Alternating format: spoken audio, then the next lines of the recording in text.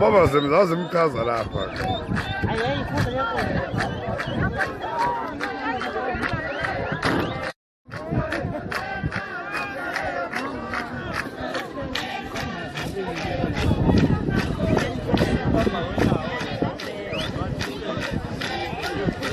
Hayi baningi kakhulu abantu aba.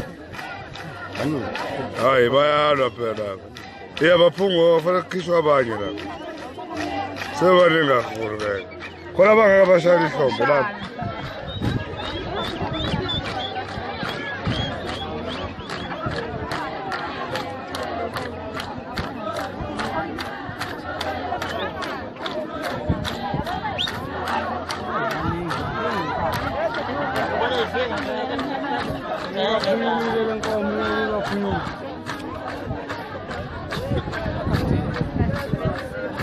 Hayi lena usuka le kwebulala ubhiya.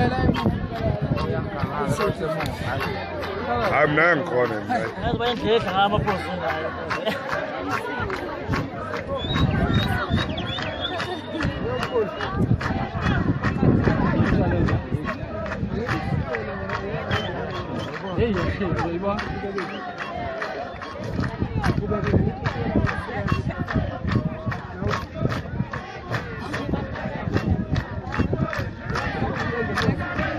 Ayahamba namhlanje.